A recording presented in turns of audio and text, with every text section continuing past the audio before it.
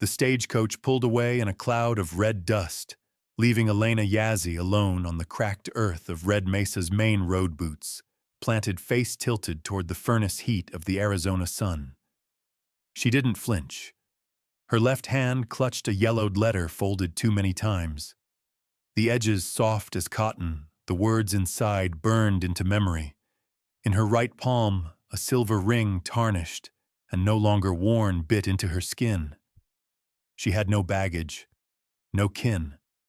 Just the weight of a lie she wasn't ready to give up, and the promise that brought her to this God-forsaken edge of nowhere. "You sure this is where you're supposed to be?" the driver had asked before leaving. She hadn't answered, because she wasn't sure. She only knew she couldn't stay where she'd been.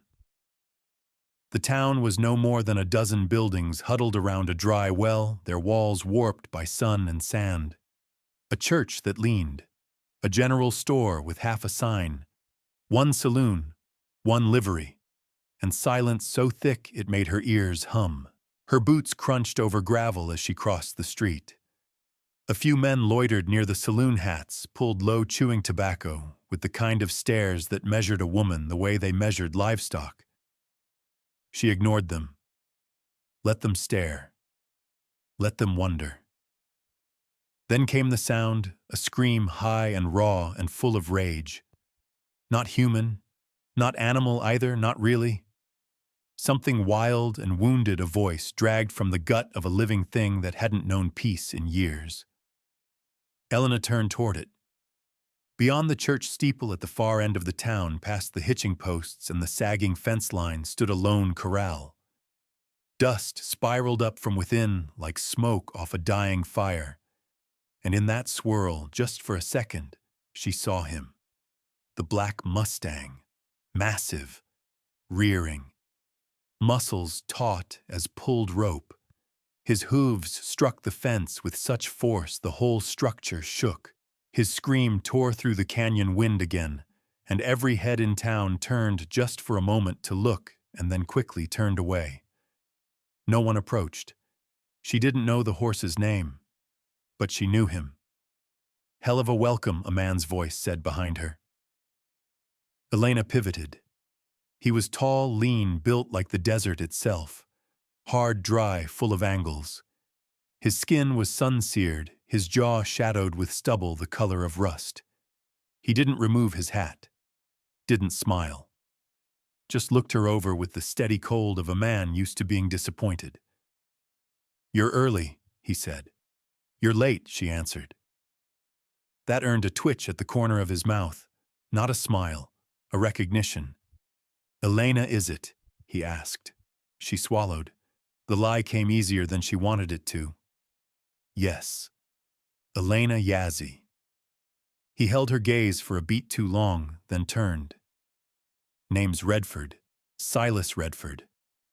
You coming or not?" He didn't offer to carry her bag. Not that she had one. He didn't ask about her journey, or offer water or shade. He just walked long strides, kicking up dust. She followed. They passed the blacksmith silent. The mercantile shuddered. A dog barked from beneath a porch, and then whimpered itself quiet. Even the wind seemed to hold its breath. Redford's horse waited at the end of the lane, tied to a rail near a flat-wheeled wagon. He mounted with a kind of grim efficiency and offered her a hand. She didn't take it. She climbed up herself. They rode in silence. The land unrolled before them, vast, sunburnt, cracked. Juniper trees clawed at the sky in twisted shapes. Dust devils danced in the distance like ghosts with nowhere to go. A hawk circled overhead alone. "You ever been out here before?" he asked finally. "No." "Good." He didn't elaborate. They passed through the canyon cut where sandstone walls rose on either side like sentries. The only sound was the jangle of the harness and the occasional groan of the axle. Silence didn't scare her. She knew the comfort of quiet, the kind that wrapped around your bones and hid the noise of memory. "How long ago did she die?" he asked suddenly. Elena blinked. What your cousin? The one who was supposed to come. She stiffened. 3 months. Fever. He nodded once. Didn't question it.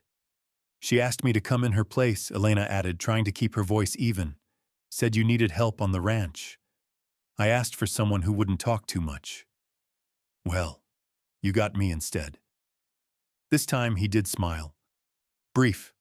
Barely there. Guess we'll see how that turns out. They crested the ridge then, and there it was, the Redford spread. A 2-story ranch house with a porch that sagged on one side. A barn, a bunkhouse, a water tower that leaned like a drunk against the sky. Fences stretched in every direction, curling through the land like stitched scars. And beyond them, at the edge of everything, was the black corral. He was there. The Mustang, still pacing, still burning, still screaming that terrible sound that set Elena's teeth on edge and made her heart pound in a way she didn't understand yet. Is he always like that? She asked. Only when he's awake, Silas said. They passed close enough that Elena saw the sweat dark on the horse's flank. His mane whipped like a banner in war. And his eyes, God help her, his eyes looked like hers had in St. Louis. Cornered, shattered, ready to strike anything that moved too fast. You try to break him. I've tried everything, Silas said flatly. So have 32 others. Elena watched the horse slam his hooves into the fence again, as if the world itself had wronged him. What's his name? Ghost Walker. She said it under her breath, tasting the shape of it. He looked straight at her through the fence, and for a heartbeat something passed between them. Recognition. Maybe warning. Maybe both. Don't get close, Silas said. He'll kill you.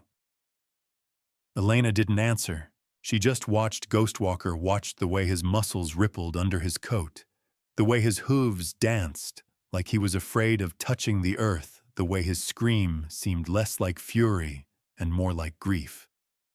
The wagon rolled on, but her eyes stayed on the horse. Not wild, wounded.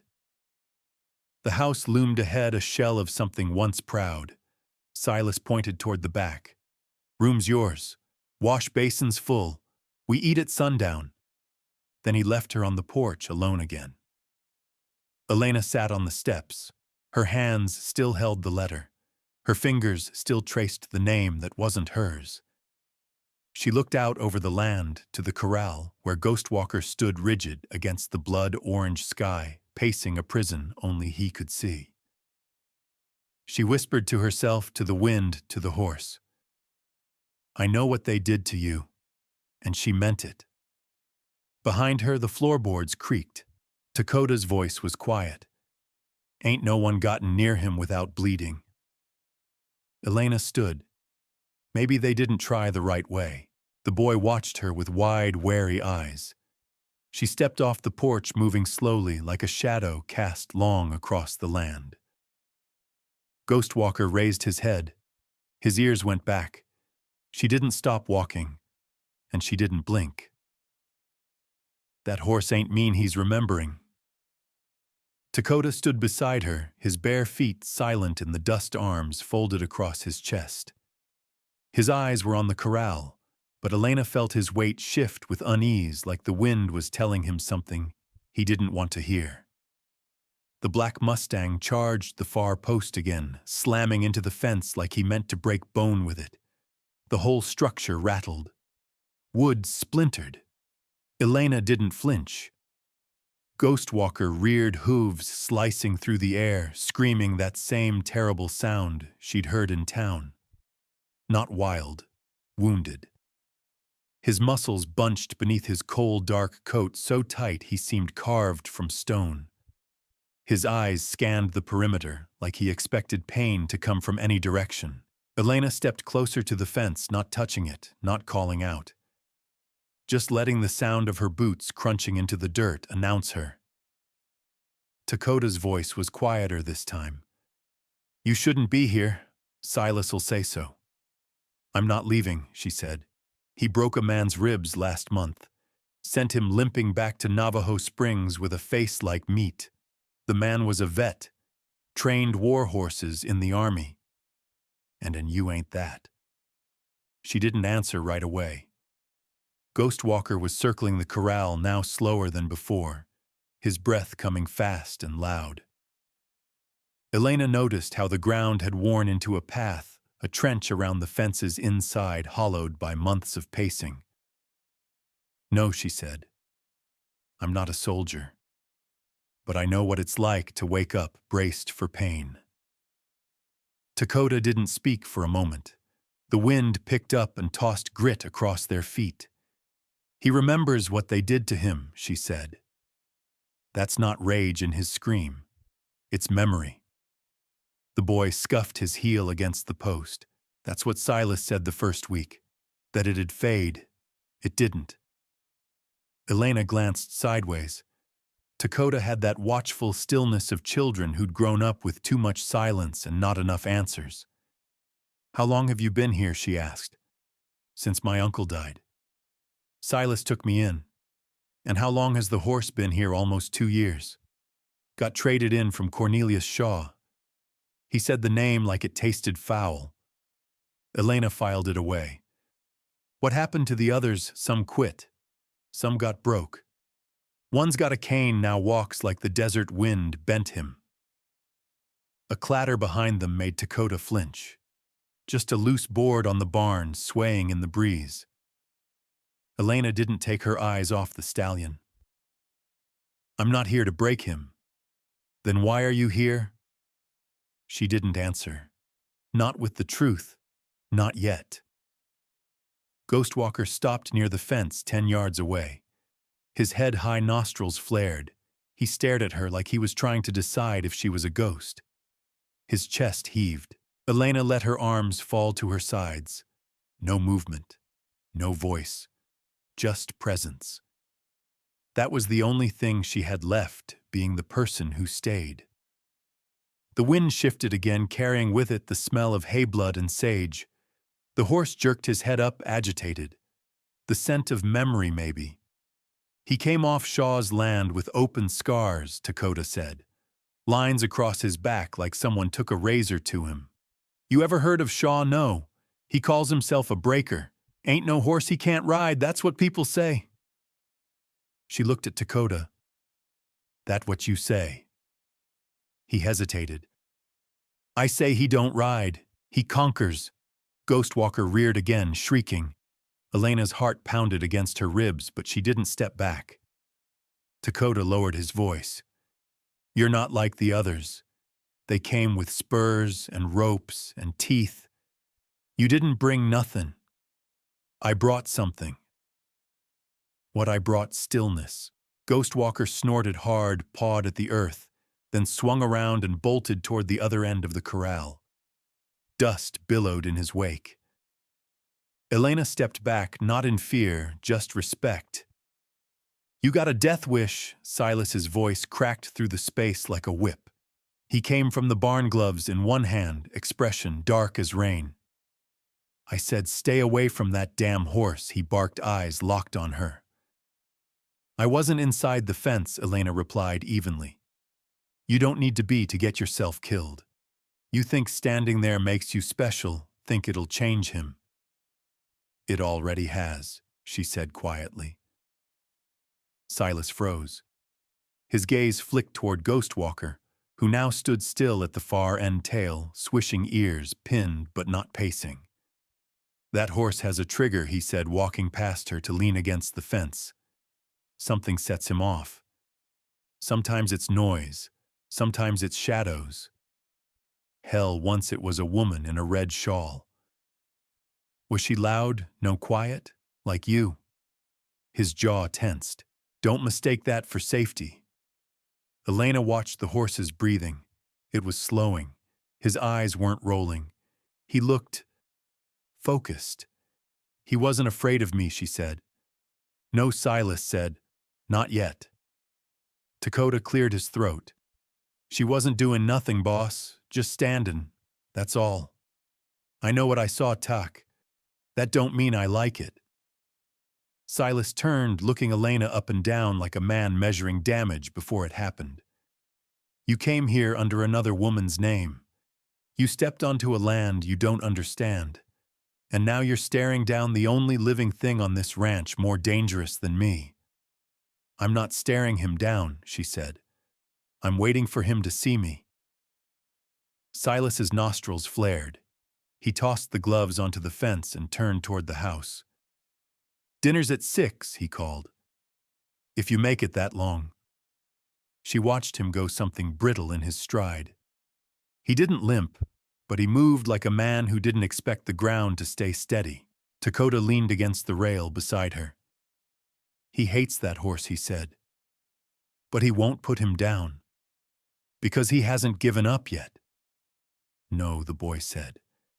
Because if he gives up on that horse, he'll have to admit it ain't just the horse that's broken. Elena didn't respond.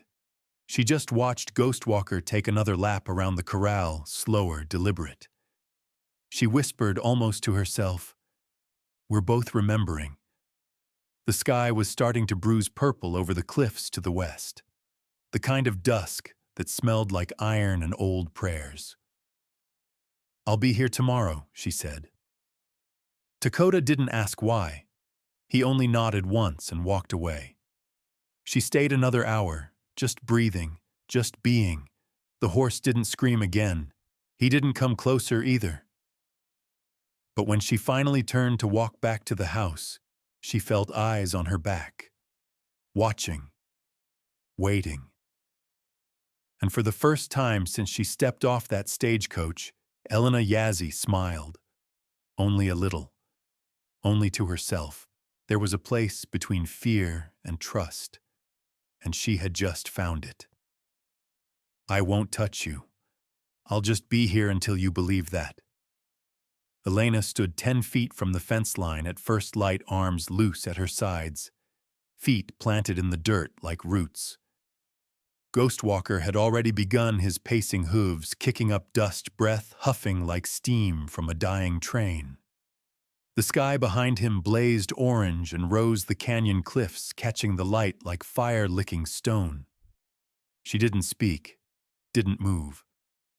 Only her eyes followed him, slow and steady like watching a storm circle the edge of a field. Dakota sat on a low post behind her, chewing a strip of dried apple, silent as always. He hadn't asked why she came again. He just showed up with a blanket over his shoulders and a tin cup of coffee he didn't offer. It was the third morning now. Ghostwalker circled counterclockwise, same as the last 2 days. His pattern was exact, 12 paces turn, 12 paces flare. His nostrils pivot and bolt toward the far side again. The rut he'd worn into the ground was deeper now, packed and scorched from hooves and fury. Elena hummed under her breath, a lullaby her mother had sung while combing her hair in a cabin that no longer existed, burned down in a marriage that had devoured everything. The melody barely rose above the wind, soft and round-edged, the kind of song that filled cracks in silence. Ghostwalker's ears twitched. His stride hesitated for a breath, then resumed. Dakota watched her sideways. He heard that. I know. You gonna try to get closer? No. He squinted. Most folks come in with halters and carrots by now. Ropes, tricks. That's why most folks got thrown. Ghostwalker suddenly let out a sharp, clipped snort and stomped the ground. His head whipped toward her, teeth bared for a blink before he jerked away again. Dakota flinched. Elena stayed still. He's testing me, she murmured, not attacking. Dakota blew out a breath. You're something, lady. She glanced back, one brow raised. Something good, he grinned. Don't know yet. The boy stood and wandered back toward the barn. He never stayed long, just enough to make sure she hadn't been kicked through a fence. Ghostwalker kept pacing, but slower now. Not dragging, not tired, just watching. At the end of every loop, his head tilted slightly toward her. His ears still pinned, but one occasionally flicked forward. She'd seen that in people, in shelters, in women pressed into corners and flinching at every sound.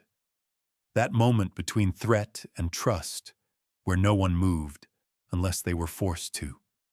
She remembered sitting on a mattress with a bruise blooming under her sleeve, staring at a kitchen door, waiting for a voice to change pitch. You couldn't force peace into something wounded. You had to offer silence and let it come to you. The sun had climbed high when Silas's voice broke the air like a stone through glass. You planning to stay out here till you melt? Elena turned. He stood just outside the corral, arms folded, shirt unbuttoned at the throat, a hammer hanging from his belt. His face was set in that permanent look of disapproval, but his eyes, well, they didn't look entirely angry. "I'm not melting yet," she said. He looked her up and down, eyes pausing at her sleeves. Her dirt-smeared skirt, the way she hadn't moved from her spot since dawn. "You think this is helping? I'm not thinking. I'm listening." "To what?" "To the horse." He exhaled hard. "That's not a man, Yazzie. He's not going to give you his story and thank you for your time. He already did." Silas frowned. "What?" She tilted her head toward Ghostwalker. "He hasn't charged since yesterday. He's still angry, still scared. But he's thinking now. He's watching." Silas looked past her to the Stallion. The big horse had stopped pacing. He stood near the fence sides, heaving tail, twitching. Not relaxed, but not explosive either. "You ever trained horses before?" he asked. "No." "Then what the hell makes you think you can?" "I'm not training him. I'm trying to earn his permission." Silas rubbed his jaw. "You're gonna get hurt." "I've already been hurt." That silenced him. For a long while, neither of them spoke. The desert wind picked up, carrying the scent of cedar and dry grass. A hawk screamed somewhere over the canyon rim. Finally, Silas said, "You know, most folks who try to fix broken things end up worse than they started. I'm not trying to fix him." He looked at her, then really looked like someone peeling back a door they thought was nailed shut. "What are you trying to do?" Elena looked down at her hands, dirt caked under her nails, the faint white scar along her wrist just barely visible. "Prove to him that not everything that gets close is here to hurt." Silas shifted his weight. "That work on people too." She met his eyes. "Sometimes." A long silence. Then he turned to leave, but his voice floated back over his shoulder. "Don't stay out past dusk. Mountain lions still remember this land." She nodded but didn't move. Ghostwalker took one step forward. Elena let the corners of her mouth soften. Not a smile, just a signal. A gesture that said, "I see you. I'm still here." Another breath passed. Another step. She didn't even blink. When she finally returned to the ranch house, the sun had dipped below the red cliffs and the sky had turned the color of old blood. The bunkhouse lights glowed faint across the yard. Inside the kitchen, something smelled vaguely edible. She pushed the door open and found Dakota at the table peeling potatoes with the focus of a surgeon. He didn't look up. "He watched you today," he said. "Yeah. You think he'll let you touch him?" "Not tomorrow." Dakota nodded, but maybe someday. Elena pulled off her gloves and sat across from him. "That's the thing about maybe. It's better than no." He grinned. Outside, the wind shifted again. Ghostwalker stood at the far side of the corral, unmoving head tilted toward the house. He didn't scream that night. Not once. And somewhere beyond the cliffs, something darker stirred, carried in on the same wind that now whispered toward town. A name. A threat. A scent of smoke and wire. But in the house, Elna hummed her song while peeling carrots, unaware of what waited just beyond the canyon's edge. She was thinking only of the horse, of silence, of breath, of staying. You ever hear a man's voice before you see him? That's how you know trouble don't always ride in on horses. The sun had barely lifted past the canyon ridge when Silas Redford stood at the edge of the yard, his body gone still as stone. Elena stepped down off the porch, wiping her hands on her skirt, and followed his gaze. The horizon shimmered where the road twisted out of the red rock like a scar, and the wagon cutting through the dust left no question in her gut. Trouble didn't knock. It rolled in, grinning. Silas muttered something under his breath. His jaw clenched.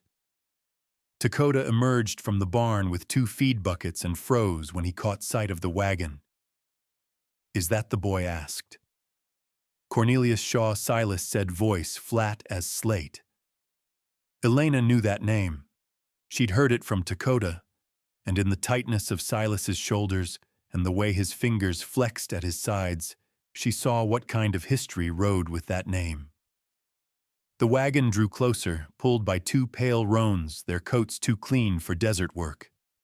The driver wore a flat-crowned hat, leaned back with one hand draped over the reins, like he owned everything between the canyon and the sun. His shirt was crisp, his boots polished, his smirk older than sin.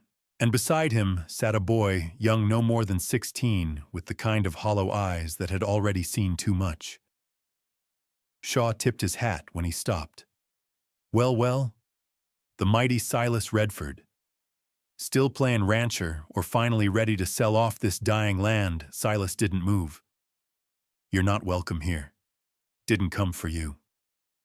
His eyes shifted, came for the black. Elena stepped forward before she realized she had.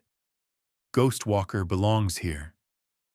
Shaw's brows lifted, then settled low. "You must be the lady folks whisper about. The one playing horse whisperer." He looked her over like she was a problem to solve or a card already lost. "You got him tame, yet I'm not taming him." He chuckled. "That's so. Then what the hell are you doing singing lullabies? That horse is a killer. Always has been." Dakota shifted behind her. His hand gripped the edge of the bucket so hard it creaked. "You beat that horse," Elena said. "You broke something and called it training." Shaw stepped down from the wagon in a smooth, oiled motion. He didn't raise his voice. Didn't need to. His presence alone seemed to suck the air from the yard. "I taught him the way a man teaches a woman respect, firm and fast. You don't get second chances in this land, sweetheart." Silas moved, then placing himself between Shaw and Elena. "Get your wagon off my land." But Shaw didn't flinch. "You're the one who begged me to sell that Mustang, Redford. You were the fool thought you could make him a symbol of something clean. Now you're hiding behind a woman to keep your failure fenced in." Silas's jaw worked. Shaw stepped closer to the fence line where Ghost Walker stood near the far end of the corral. The horse hadn't moved.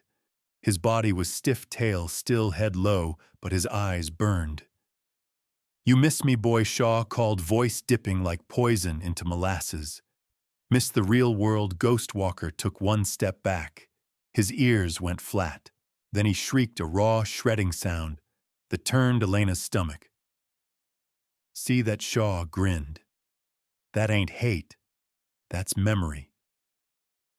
Elena pushed past Silas before she could be stopped and strode toward the corral's edge. Ghost Walker locked eyes with her, his whole body quivering as if waiting for a signal. She raised one hand. Her voice was soft. "You're safe. He can't touch you here." Shaw barked a laugh. "You think he knows what that means? That's a warhorse, lady. He was bred to fight, not cuddle. He wasn't bred to be yours." Shaw's eyes narrowed. "Watch your mouth." Silas stepped between them again. "You've said your piece. Now get off my land before I drag you off it." For a moment, everything stilled. Then Shaw clicked his tongue, turned to the boy in the wagon. "Load up," he said.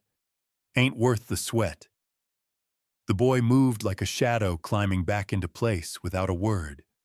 Shaw tipped his hat again, slow. This ain't over. As the wagon rolled away, Elena's heart pounded. Not fear, just rage. Righteous, deep-set rage that Shaw could still walk free, still look that boy in the eyes, like he owned him, still speak of pain like it was a tool of pride. Silas turned to her. Why did you speak? Because he spoke like the horse was still his. Ghostwalker hadn't moved. His sides heaved, sweat streaking his flanks even in the cool of morning. Elena stepped closer just inside the corral gate. She didn't rush. She let the silence settle around them again.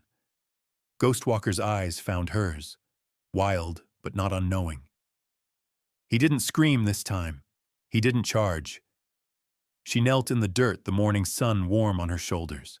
Her hands rested on her knees, still, present. You don't owe him your fear, she whispered. Minutes passed.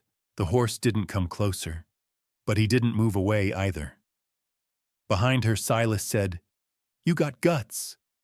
She shook her head. Just memory. He watched her another moment, then walked away. Later that day, as she poured water into the trough, Dakota appeared with a small bundle wrapped in cloth. He placed it beside her and backed up. What's this? She asked. Salt bread. It's for offerings. To who not who? What? He nodded toward the horse. The past. Elena unwrapped it slowly, then carried the bread to the fence post nearest Ghostwalker's path. She laid it there with care, then stepped back. Ghostwalker didn't touch it that day, but at dawn the bread was gone, and in the red dust near the post hoof prints, one set, deep, still, facing the house.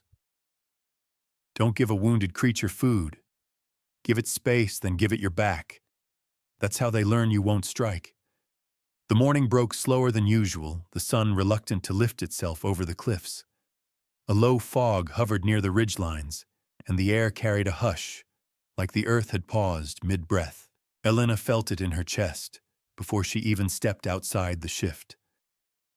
A weight not heavier, but different. Anticipation.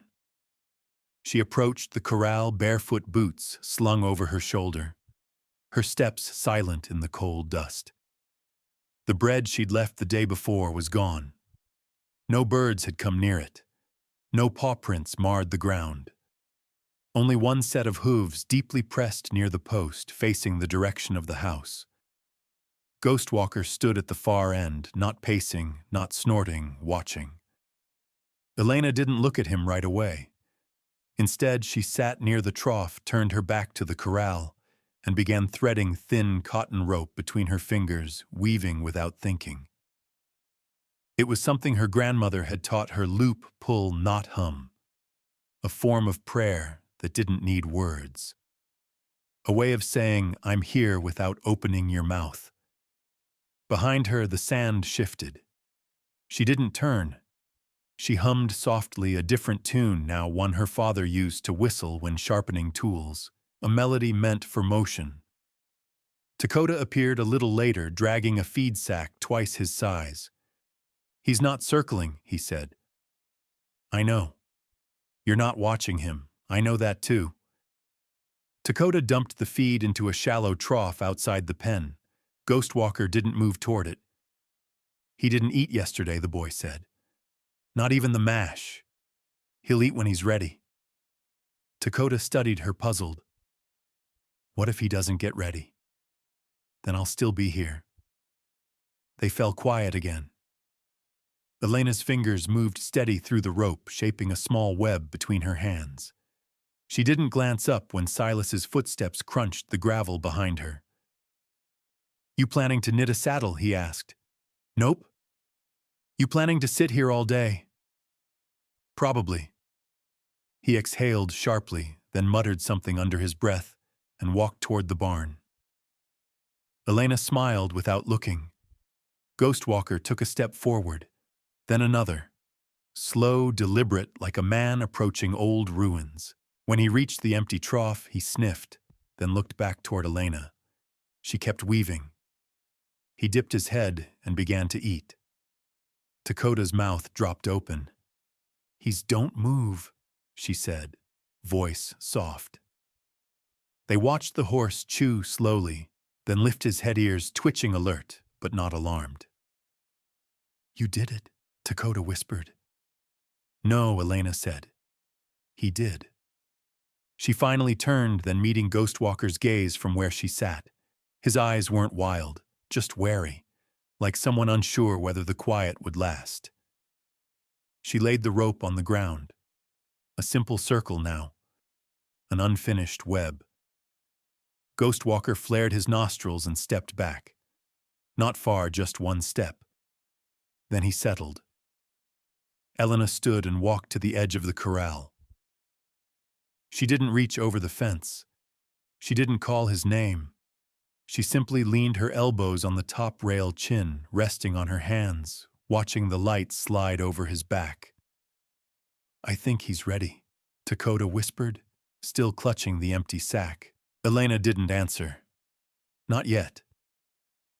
She watched Ghostwalker for another hour as he drifted around the corral in lazy arcs, pausing every so often to look her way. That afternoon, she walked the fence line with Silas. He carried a toolbox and a half-sour disposition. "I don't like that he's watching you now," he said. "Means he's got expectations. Or understanding. Same thing depending how it ends."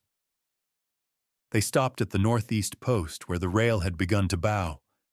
Silas crouched to adjust the bracing while Elena leaned against the fence. He was watching Shaw too, Silas said. Not the same way. "How do you know?" "Because when Shaw talked, the horse shrank. When I sit, he listens." Silas snorted. "That ain't science. It's survival." He glanced at her, a flash of something unreadable in his expression. "That true for you too?" She didn't answer. Just picked up the mallet and held it out. "I'll finish this rail. You go check the trough." He took the mallet but didn't move. "That thing back there, the web, what is it?" "It's not a trap." "I didn't say it was. It's called a snare blessing. You leave it unfinished so the bad spirits get tangled trying to follow you." Silas huffed. "Sounds like something out of a storybook." "It is. The kind that keeps you alive." He went back to hammering, muttering, "Guess it can't hurt." That evening, Ghostwalker stood near the center of the corral as the sun bled red and orange across the sky. Elena returned with a folded blanket and a length of soft leather rope, neither of which she used. She laid the blanket on the ground outside the fence just near the gate and sat cross-legged with her hands in her lap.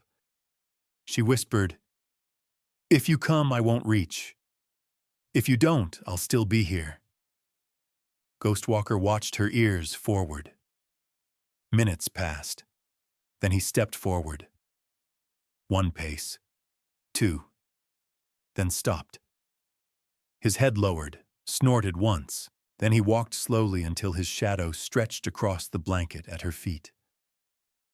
Elena didn't move. Her heartbeat slammed behind her ribs. He exhaled deep and slow. Then turned, walked away, and settled near the trough.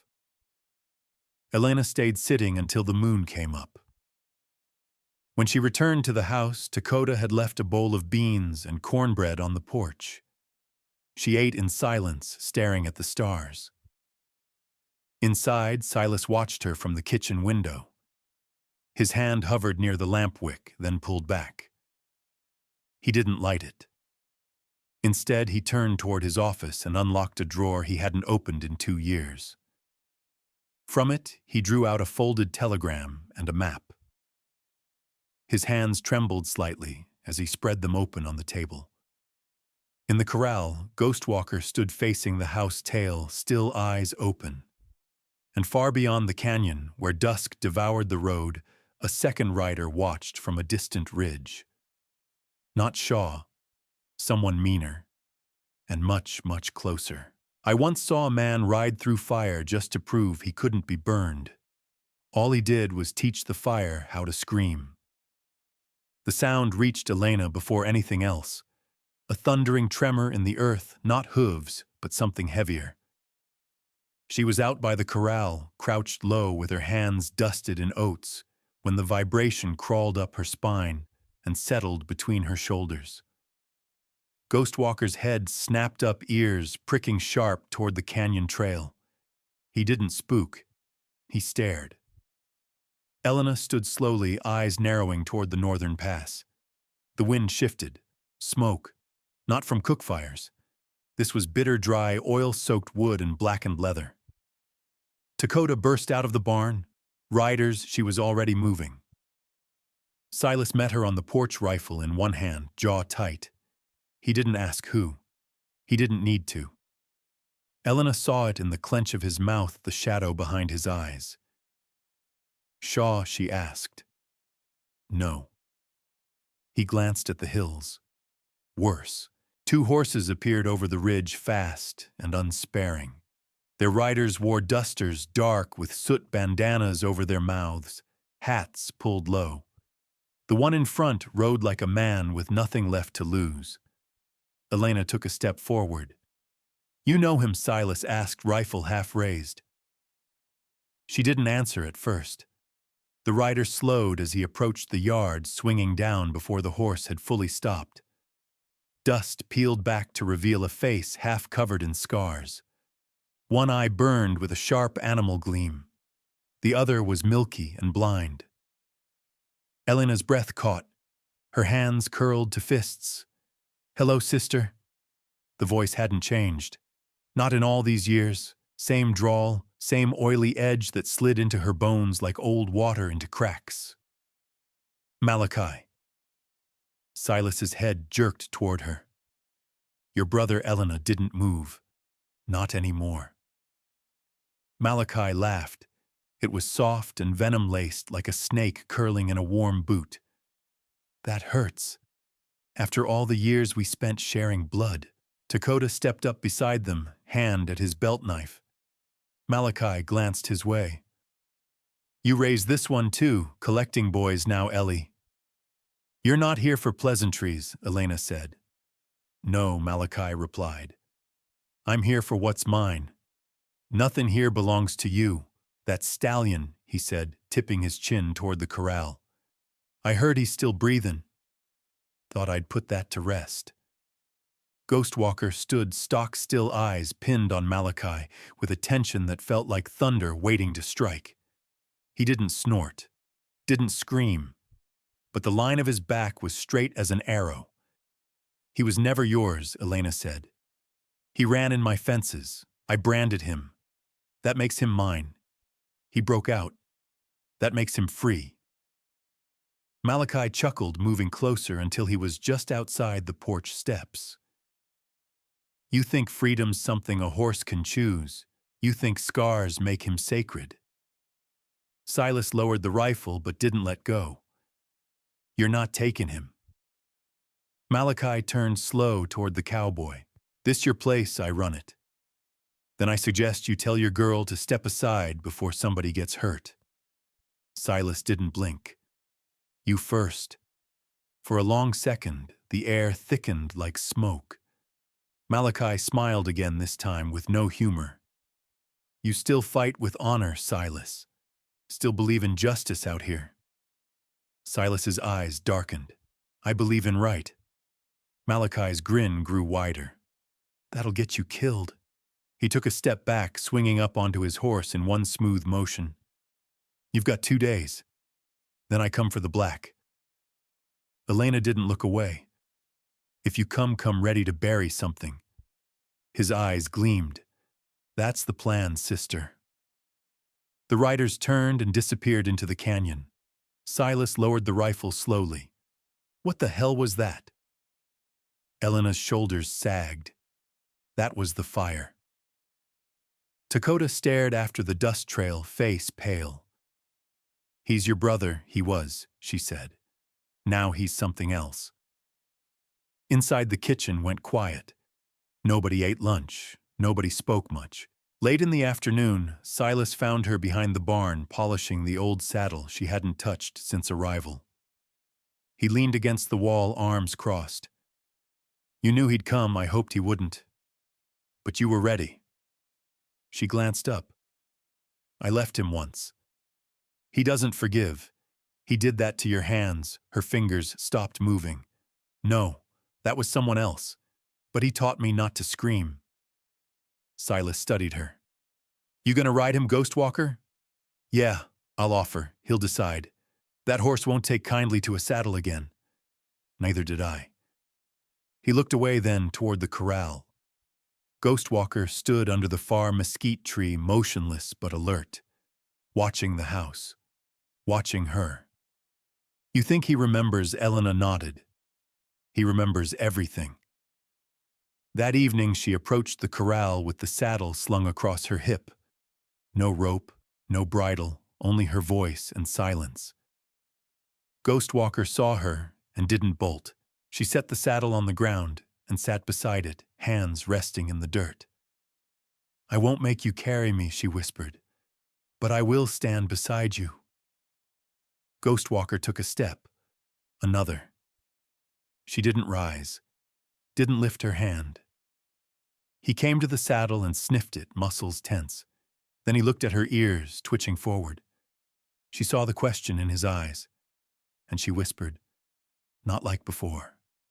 Never like before." He exhaled. Not sharp, just long. Then he lowered his head until his nose touched her shoulder. In the twilight, she stood slowly, lifted the saddle, never moving fast. He didn't flinch when she laid it across his back. She tightened nothing, secured nothing. Just let it rest there, a weight that asked for trust. Ghost Walker stood tall, motionless. Elena closed her eyes. Behind her, Dakota watched from the barn loft, breath held. Silas lit no lamps that night, and miles away, under a sky cracked with lightning, Malachi sat before a fire, sharpening a curved blade. His second rider, the one who never spoke, poured oil into a saddlebag filled with chains. 2 days, no mercy. The storm had chosen its course. There's a kind of silence before a storm that doesn't ask for permission, it warns. The wind came down off the canyon that morning, like it carried knives slicing through cotton sleeves and tugging at the brim of Elena's hat. She stood in the center of the corral, both hands outstretched, the saddle in the dust behind her. Ghost Walker circled her at a walk, not wild, not rushed, but deliberate, like he was drawing a ring around her in the earth itself. The second day.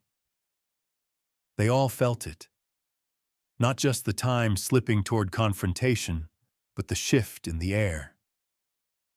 The animals had gone quiet save the low murmur of cows nestled near the rocks. Even the dogs kept close to the porch, eyes sharp. Silas hadn't slept. The map remained open on the kitchen table.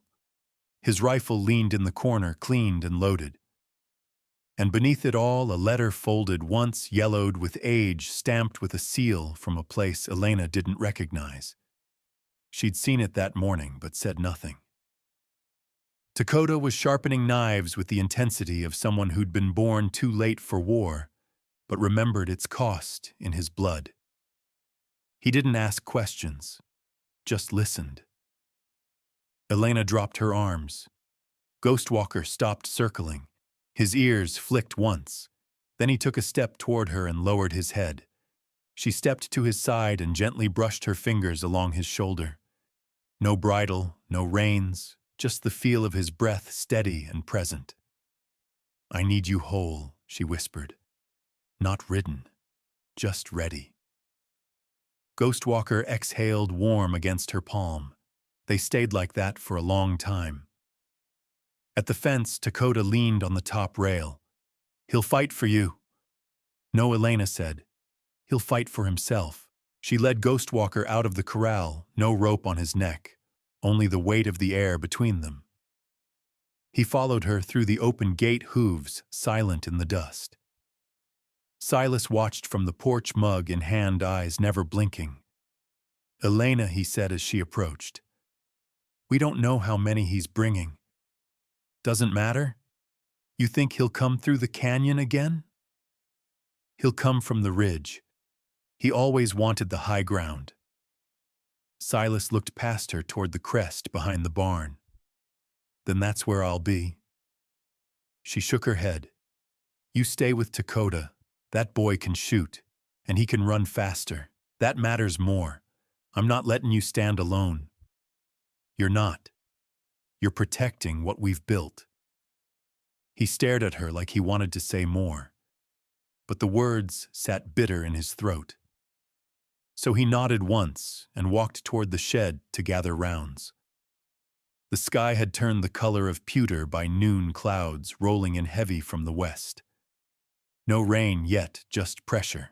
Elena braided her hair back with leather cord, wrapped her wrists, and pulled her coat tight across her shoulders. She didn't need to speak to Ghostwalker. He followed her without command.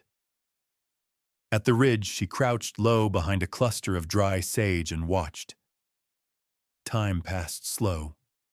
Then she heard it faint, then rising. Hoofbeats. They weren't hiding anymore. 3 riders this time. Malachi in the lead dark coat snapping in the wind, the one with the chains behind him, and a third young unfamiliar. Maybe another desperate soul promised something shiny if he rode with devils. Elena rose, slowly, hands visible. Malachi grinned when he saw her. Thought you'd run, he called. I don't run, she said. Still trying to save that beast, he doesn't need saving. Malachi dismounted in a fluid motion. His men didn't move. He stepped forward, one hand resting on the hilt of that curved blade. You always had a soft spot for monsters, and you always had a craving to be one. His jaw tightened. You still mouth off like a preacher's wife. I learned to speak when you stopped listening. Malachi walked closer, boots crushing the sage beneath him. Step aside, Elena. No. He raised his voice. That horse is mine. Stolen from me. You didn't lose him. He escaped. Same damn thing, Malachi lunged, but Ghostwalker moved first. It wasn't a scream this time. It was a charge muscle and fury and the sound of something ancient let loose from a cage. Malachi swung the blade, but Ghostwalker dodged hooves hammering down on the earth where his shadow passed. Elena backed up slowly, heart a thunder drum. Malachi stumbled, trying to regain balance. Ghostwalker pivoted, came again, teeth bared. The man with the chains finally moved, lifting one high. He swung it like a whip toward Ghostwalker's flank. The sound cracked like bone, but the stallion didn't flinch. He turned fast as lightning and lunged for the second man, striking him in the shoulder. The man screamed and dropped the chain. Elena dashed forward, grabbed it, and swung it wide, catching Malachi's leg as he turned. He fell hard. Ghostwalker reared hooves, slicing the sky. Stop, the third rider yelled. He'll kill him. Elena held the chain tight in her fist. If I wanted him dead, I'd have let the horse finish. Malachi coughed blood at the edge of his mouth. He pushed himself up, hand trembling. The blade lay just beyond his reach. Ghostwalker stood between him and the weapon, breath heaving, eyes firelit. Call him off, Malachi rasped. Elena stepped beside the horse. Call yourself off. He glared at her, but she saw it, the fear. Real. Raw. Not because he might die, but because for the first time he couldn't control what came next. You lost, she said. Malachi didn't answer. Just looked at her like she'd become someone else. Maybe she had. She turned, walked away, Ghostwalker at her side. The third rider raised his hands. I don't want no part of this. Then ride, Elena said. He did. The man with the chain sat crumpled, clutching his shoulder, groaning. Malachi stayed on the ground. He didn't speak, didn't move. Elena didn't turn back. When they returned to the ranch, Dakota ran to them. You okay? We are now. Silas stepped out of the barn, rifle still in hand. It's done for now. Ghostwalker walked ahead of her, proud and steady, stepping back into the corral on his own. He didn't need a gate to be open. He'd made his own. The things we bury don't stay buried. They grow roots, twist in the dark, and wait to be found. The morning after the ridge fight came soft and colorless.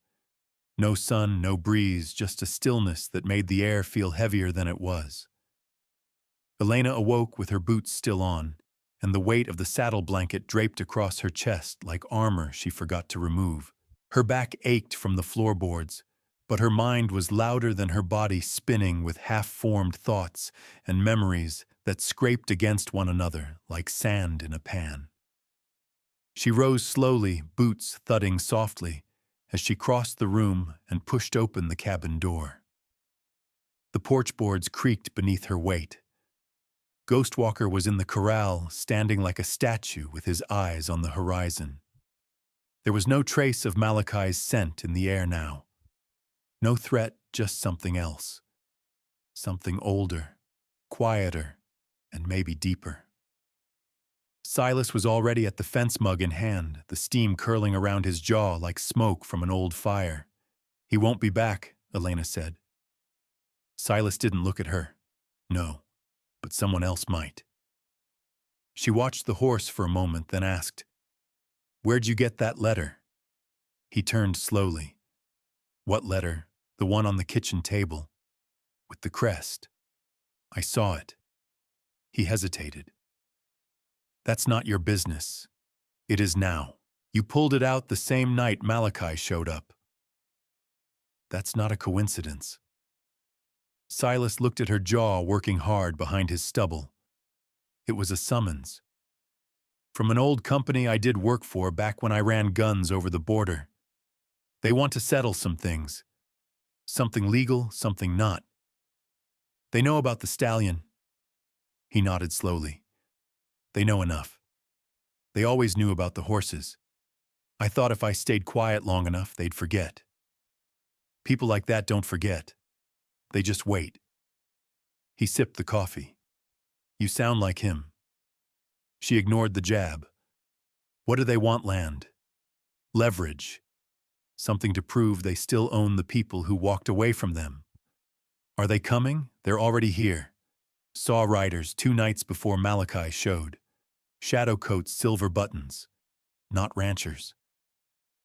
Elena stepped off the porch and walked toward the fence. Ghostwalker lifted his head at her approach. "What are you going to do?" Silas called. "I'm going to dig." She headed toward the southern edge of the property, past the low hills, where the grass browned early and the stones kept secrets. She hadn't walked this far alone since her first day.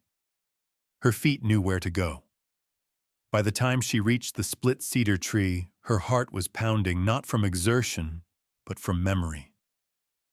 The shovel was still where she left it 5 years ago, hidden behind the rock face under a mess of brittle brush. She pulled it free and dropped to her knees. The dirt here was stubborn, packed by wind and time, but her hands moved steady. Dig, pull, breathe. By the 3rd foot, the wood of the old crate showed through. She opened it slowly. Inside, wrapped in oilcloth, was the ledger. Stained, cracked, but still intact. Pages of names, trades, shipments. The records of a man who'd done terrible things and a woman who once followed orders without asking why. She ran her fingers along the spine. Behind her, a cough. She didn't startle. "You followed me." Dakota stepped into view. Silas said not to. "But I knew you'd need help. You shouldn't be here." He ignored her. "That's the book, ain't it? Yeah. You gonna burn it?" She shook her head. "That wouldn't erase what's in it." Dakota sat beside her. "He told me some things. About you. About what you did before you came here. I imagine he told it sideways." Dakota was quiet a moment. "He said you stopped when it counted." Elena looked at the ledger. Stopping doesn't unwrite what came before. He picked up a dry twig and snapped it in half. You ever think maybe the point ain't to unwrite it, just to choose what comes after? She met his eyes. The boy wasn't just a boy anymore. She wrapped the ledger back in its cloth and stood. I need to show Silas. Dakota nodded. I'll walk with you. They returned under a low sun, the light gold, but not warm. Silas was waiting on the porch with the rifle across his knees. You found it, he said. I did. You mean to hand it over? No. I mean to use it. Silas raised an eyebrow. How's that? There are names in this book, some buried, some who got rich by staying quiet. We send this to them not as blackmail, as warning. We're not hiding anymore. He looked unconvinced. If you run from blood, Elena said it stains every place you land. But if you name it, if you hold it up to light, it loses power. Silas leaned back, shoulders tense. That's dangerous. Not doing it is worse. He studied her a moment, then nodded once. I'll help. That night she opened the ledger by lamplight. Dakota read the names aloud while she made notations. Silas cross-checked them with his own worn map. Together they marked the men who might return, and the ones who already had. Ghostwalker stayed outside the cabin standing guard. And somewhere out east, a silver-buttoned man in a traveling coat opened a telegram with Elena's name on it.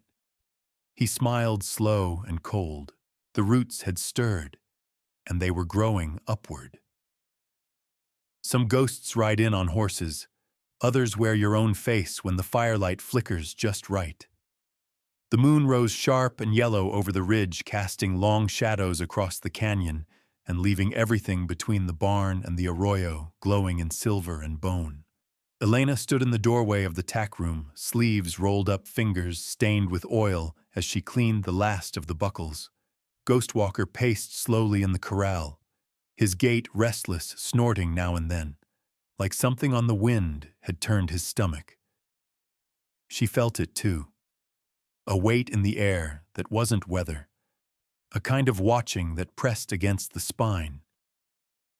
Dakota sat nearby, sharpening a carving knife with short, clean strokes. The sound of stone on metal broke the stillness every few seconds like a ticking clock no one had set. Do you believe in hauntings? He asked, not looking up. Elena didn't stop working. I've buried too many things to believe they all stayed where I left them. He nodded like he understood, even if he didn't. I dreamed of my grandfather last night.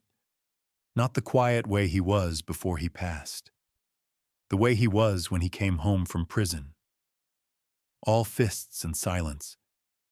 He stood at the edge of the bed and just looked at me, like he wanted to speak but forgot how. She met his gaze. That wasn't a dream. I figured. Silas appeared at the barn door, expression pinched. We have a visitor. Elena stood wiping her hands. Who writer? Eastgate. Says he's from Laredo. Name's Enoch Graves. The name fell like a hammer. She didn't speak. Just followed Silas out past the barn and through the grove where the wind always seemed to die. Enoch Graves waited by the gate, sitting atop a narrow-legged paint mare. His coat was dark gray, the collar stiff. His hat sat low, hiding most of his face. But the way he held himself, shoulders back, hands neat on the reins, told her enough. Government or what passed for it in the spaces between territories. The kind of man who filed reports with ink still fresh from the bleeding. He smiled when he saw her. Not friendly, just precise. Elena Cordova, he said. She nodded. I've come regarding a ledger, I figured. He reached into his coat and pulled out a folded paper. May I step down? Depends. He waited a beat, then dismounted with practiced grace. The mare stood still as stone. I work with an independent verification office, he said. We're tasked with identifying ghost ledgers records that might implicate former war profiteers, human traffickers, smuggling rings. You, Miss Cordova, have unearthed such a ledger. It unearthed me. Enoch's smile widened thin as a blade. May I see it? No. He paused. This would go easier if you cooperated. I've had easy. It came with chains. Silas stepped forward. What do you want? I want to prevent a resurgence of the men named in those pages. They've reorganized under new banners. Clean names. Some are funding land developments. Others run militia outfits under security contracts. And you think the ledger helps? I think it's the only proof left. Everything else burned with the last border war. Dakota approached, arms crossed. What do you do with the names? We investigate, quietly. If needed, we eliminate risk. Elena crossed her arms. Define eliminate. Enoch didn't answer. I'm not handing over that book, she said. You believe it's safer in your hands, no. I believe it's more dangerous in yours. He sighed and tucked the paper back into his coat. Then I'll return in 3 days. If you've changed your mind, I'll be at the old mission post north of Sombra Ridge. He mounted the mare without another word and rode east, disappearing into the dust.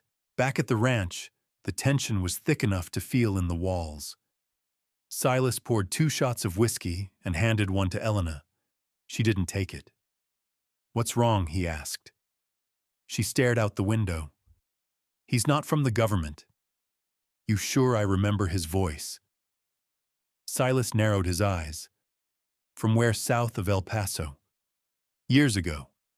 He was working for a contractor called Morrow Line.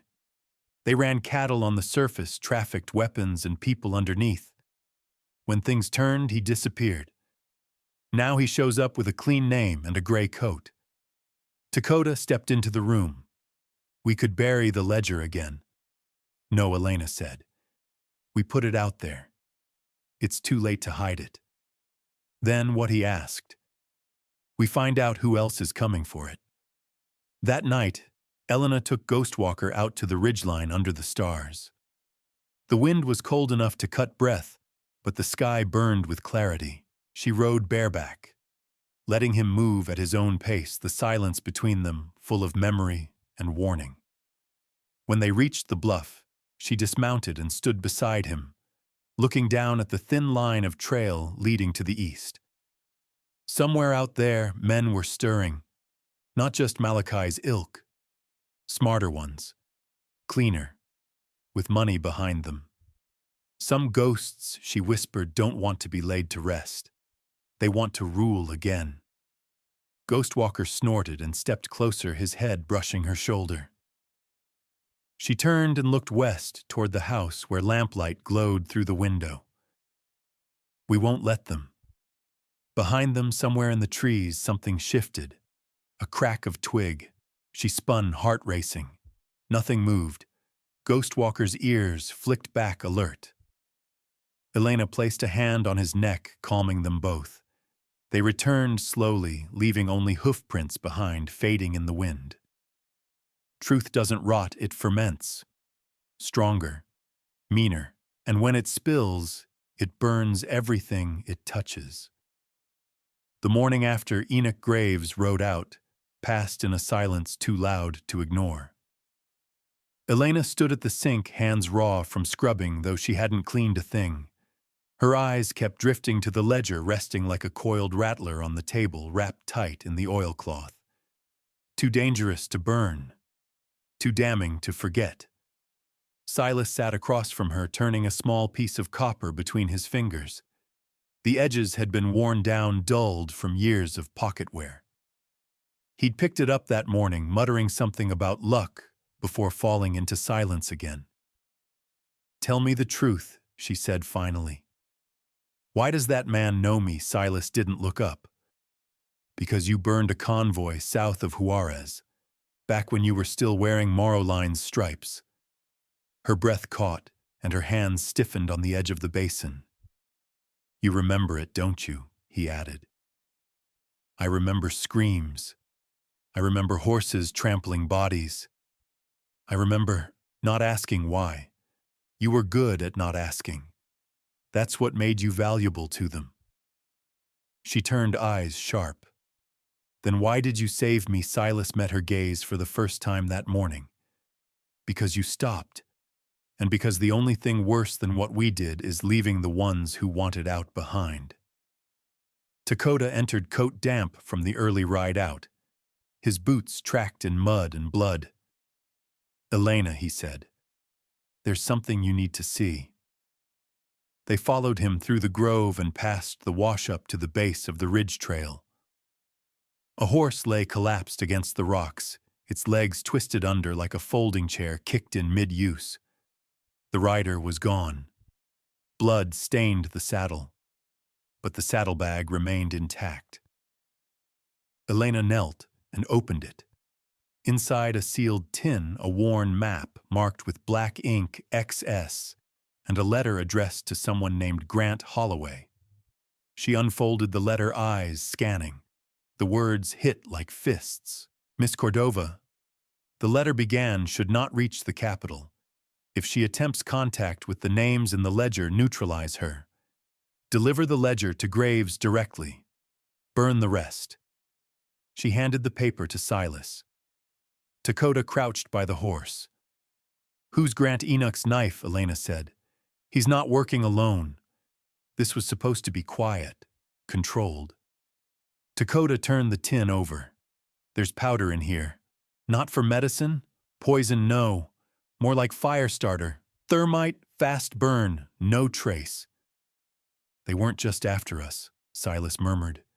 They were going to erase everything. Elena stood the map, trembling in her hand. The black X's marked remote locations, cattle stations, former trading posts, outposts long left to rot. She recognized one, a hollowed-out way station near Red Mesa. Another, the abandoned rail line that once ferried arms through Ghost Ridge. They've been using old paths, she said. Running again, only deeper this time. Silas tapped the map. This mark here, that's the Ross Crossing, old smuggler checkpoint. If they've set up a stronghold there, they're planning something big. Dakota picked up the saddlebag. Then we ride. Not yet, Elena said. First we make sure they know we're not hiding. That evening, Elena sat alone in the bunkhouse with a bottle of ink and an old telegram pad. She wrote a single message, clean and direct, ledger secure. Names verified. Full exposure coming if contact persists. EC. She didn't sign it with a return route, just left the trail open. Let them come. In the barn, Silas and Dakota packed 2 saddlebags with ammunition, medical kits, and trail food. Ghostwalker stood tethered nearby, tense but calm. He seemed to understand things even before the men around him did. Think she's ready for this again? Dakota asked. Silas paused. She's more than ready. She's been holding it back so long, I'm not sure there's anything else left. She scares me sometimes. She should. They rode out the next morning, Elena, Silas, Dakota, each armed with what they feared most: memory, guilt, truth. They followed the trail south through the long scrub, where coyotes watched from ridges and buzzards circled in lazy spirals. It wasn't until late afternoon that they reached the first X on the map, a shack no bigger than a tool shed, half buried in the sand. It looked empty. Dakota went in first, rifle raised. Elena followed. Inside, the walls had been scorched. A cot lay, overturned mattress sliced open. Papers littered the floor. She bent to examine one. It was a map corner, burned ink smeared. But she caught a name. Fletcher. One of the names from the ledger. Looks like they got here first, Silas said from the door. Cleaned it good. No, Elena said. They rushed. They meant to burn everything but left scraps. They were afraid. She pocketed the map piece. That means we're closer than they wanted. When they reached camp that night, the stars were bright, but not kind. The desert was colder at night, and the fire cracked louder than normal, as if warning them. Elena stared into the flames. Do you regret it? Dakota asked. She didn't pretend not to understand. Not leaving, she said, but waiting so long to fight back. You think it would have changed anything? Maybe not, but maybe fewer people would have died? Dakota looked down. You're not responsible for all of it. No, she said, but I'm responsible for knowing, and for what I do now. In the firelight, Silas unrolled the next piece of the map. Next X is closer to the old rail cut. If they're holed up anywhere, it's there. Elena nodded. Then we ride at first light. From the ridge above, a figure on horseback watched their camp. Still. Silent. Smoke from the fire drifted toward him, curling around his legs. The wind shifted, and the man turned away. Every man wears a mask, but some forget to take it off when they sleep. The wind blew hotter through the ravine as the sun crested higher, bleaching the world into shadowless glare. Elena rode ahead. Her eyes narrowed beneath the brim of her hat, the map piece folded in her vest pocket like a secret that burned skin. The red X on the next outpost was marked near the old rail cut, once a thriving way station, now forgotten by time and overtaken by dust and ghost stories. Ghostwalker carried her with a steady rhythm.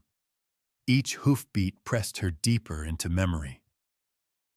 She hadn't slept the night before, not because of the cold or the fire's dying glow, but because she'd heard a voice in the dark that didn't belong. A whisper too close, curling in her mind like smoke. She hadn't seen anyone, but the fear had teeth, and it had left marks. Behind her, Silas and Dakota rode silent eyes, watching the ridgelines, the gullies, the shifting trail for signs of movement. Tracks, bent branches, the sudden stillness of birds. Any of them could signal ambush.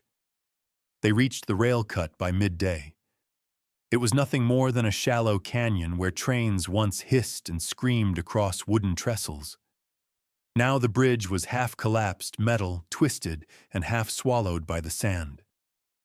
Below, nestled into the hollow, were the remains of a shipping shack and 2 storage sheds.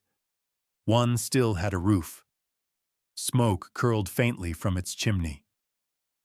Dakota signaled dismounted and moved low through the scrub.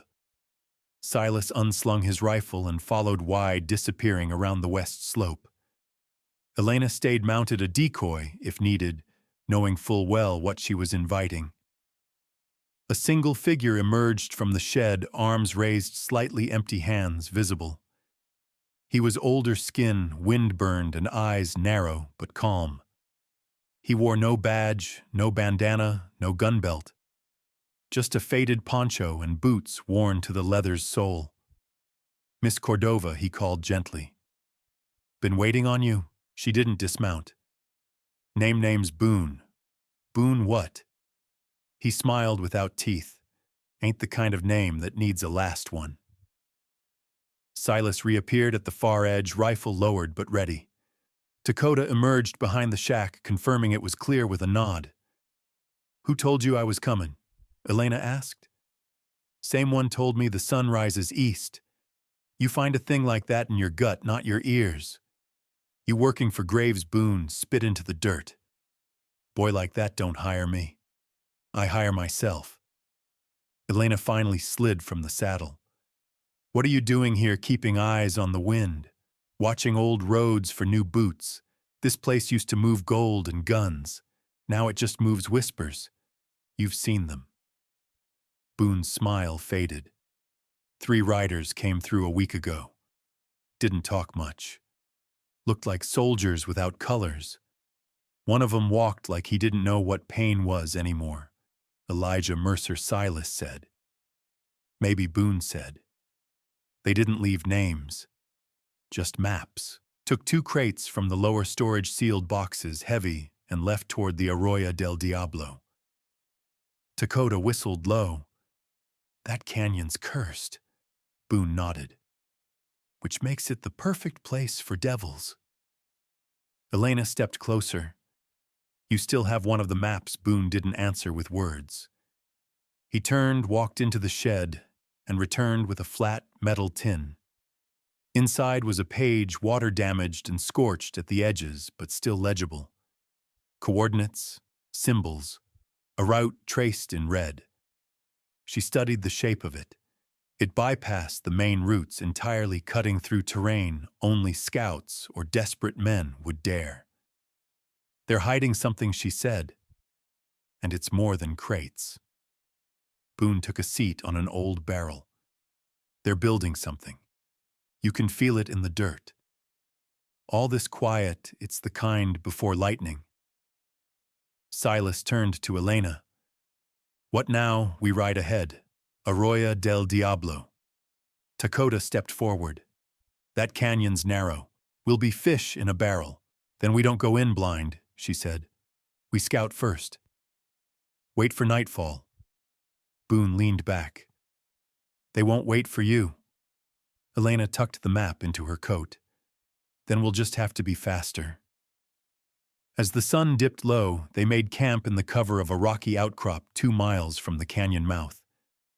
The moon was near full, spilling silver over the land like cold fire.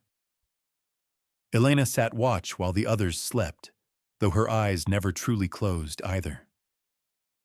At midnight, Ghostwalker stirred, ears pricked.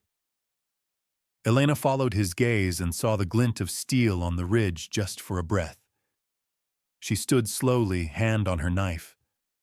A figure stepped into the moonlight. Not Enoch. A man tall and gaunt with a scar running from the base of his throat to his left cheek. He wore no gun, but there was something about him that made steel feel like a toy. Elena Cordova, he said, voice like dry leaves. You're late, she answered. I wasn't invited. He took one step forward, then another, until they were 10 feet apart. I'm not here to kill you, he said. Not tonight. That's comforting. I came to warn you. Graves doesn't just want the ledger. He wants what's buried beneath it. What's that? The names aren't names. They're codes, each one a cipher. Together they unlock a route, an old supply chain laced beneath the land like veins. Gold, arms, bodies. Whatever moved through it never stopped. It just went underground. Elena stared at him. And who are you? Just someone who buried people on both sides. He dropped a coin into the dirt between them. It rang once too sharp. When this rolls again, he said, run, and he vanished into the rocks. Elena knelt and picked up the coin. It wasn't currency. It was a seal. Morrow lines. She held it in her palm until it bit into skin. Ghostwalker snorted behind her. She turned toward the sleeping camp. Morning would bring fire, and every mask would fall. The canyon doesn't echo your voice, it remembers your sins.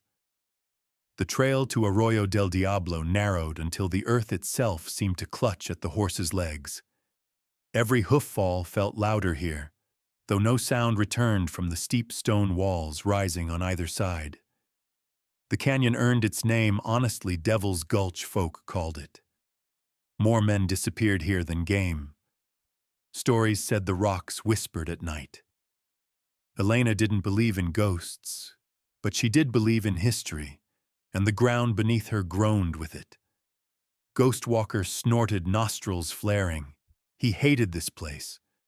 Good. So did she. Ahead, Silas rode with his rifle strapped cross-saddle, his eyes cutting left and right like windshield wipers against a storm. Behind, Dakota kept low in the saddle, arrow notched, his gaze scanning above for movement, any flicker of unnatural stillness. They were close. Too close to turn back. The map Boone had handed over pointed to a notch halfway down the gorge, a place marked with no name, just a symbol, 3 jagged lines carved downward like claw marks. When they reached it, they found a narrow path veering off the main road, hidden behind a curtain of mesquite branches. Fresh hoof prints littered the entry. Deep ones. Heavy loads. Elena dismounted and handed Ghostwalker's reins to Dakota. Keep them back. If it's a trap, no reason all three of us go in? I've got better aim than Silas, Dakota muttered. Silas snorted. She trusts you more. Don't get cocky. The banter died quickly. Elena turned and slipped through the path knife drawn low steps, nearly silent. The world here smelled of stone dust and dry blood. Her boots scraped once then again, and she felt it, an opening, a void behind the rock. Then a voice. You're late. She froze. A man stepped out from the shadows, hands raised. The scar on his throat told her who he was before the light did. Elijah Mercer, once her commanding officer, once her executioner. Still breathing. I thought you died in the siege at Calder's Bluff. You always did underestimate the people you ran from. His face was older, the cruelty no longer fresh, but fermented, aged into something deeper, more calculated. What is this place? She asked, blade still ready. This, he spread his arms. This is the cradle. Everything Morrowline buried when they cleaned house. Names, faces, maps, routes, supply chains. You think they just folded and vanished? No, Cordova. They evolved. You're running smuggling ops through native lands, weapon caches, arms shipments, and medicine and oil and things the government pretends it doesn't use. I'm not here to negotiate. Good, he said, stepping aside. Then you can witness. Beyond him in the hollow cut into the canyon wall, fires burned low in metal drums. Crates lined the stone floor, military-marked federal seals scraped halfway off. At least a dozen men worked the site. Most didn't wear uniforms. A few did. All were armed. She spotted the ledger, her ledger locked in a steel box. Watching over it stood Enoch Graves. His eyes met hers. I was hoping you'd come, he said. She walked forward, not lowering her knife. How long were you following me? Long enough to learn that pain leaves a trail. You've got a wide one. I suppose this is the part where you gloat. No, he said. This is the part where I offer you a seat. She stepped closer until they were face to face. I'd rather ride into fire. You already did, he said quietly, and you're still alive. That tells me you don't fear flame anymore. You fear the truth, she tensed. His hand drifted toward his belt. She moved faster, knife pressed to his throat. Where are the names from the ledger? She whispered. They're not names. They're layers of a system. Every entry cross-references supply hubs, clearance codes, underground routes. You think you've been uncovering secrets? You've just been scratching the surface. I'll burn it all. Good, he said, smiling. But not before you read the last page. A click behind her. She turned. Elijah held a pistol. You won't kill me, he said. Not here. Not yet. You sure? Because if you do, you'll never find the child. Her heart stopped. What child? The one your sister never told you about. He smiled slowly, a knife twist of a grin. Elisa was pregnant when she died. The words hit harder than any bullet. You're lying. She made a deal. She was trying to get out, same as you. She came to me. Said she'd give me the ledger if I got her across the border. But she didn't make it. You did. And the child, well, let's just say not all debts disappear. Elena's body went cold. Her grip on the knife faltered for just a breath. Just enough. Enoch moved. She ducked back, slashing at the air between them. Silas's rifle cracked from the canyon mouth. One of the guards fell. Elena bolted, heart-pounding, blade still slick in her hand. Dakota's war cry echoed like thunder. She made it back to the path as bullets whined past the rocks.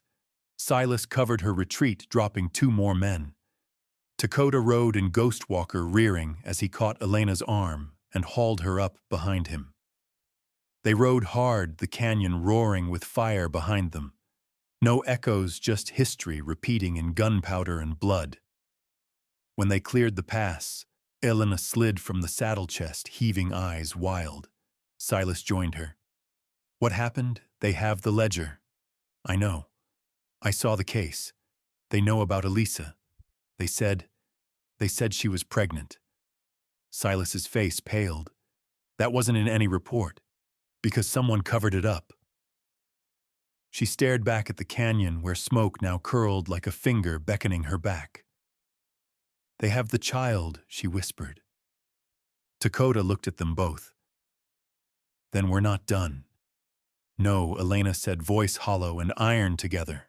We've only just begun. Truth don't kill a person.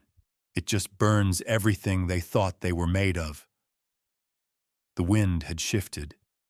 It carried the weight of a name unspoken, a child unseen. The ride from Arroyo del Diablo had broken the silence among them, not with words, but with memory. Elena gripped the reins harder than necessary, her fingers aching though she didn't feel the pain.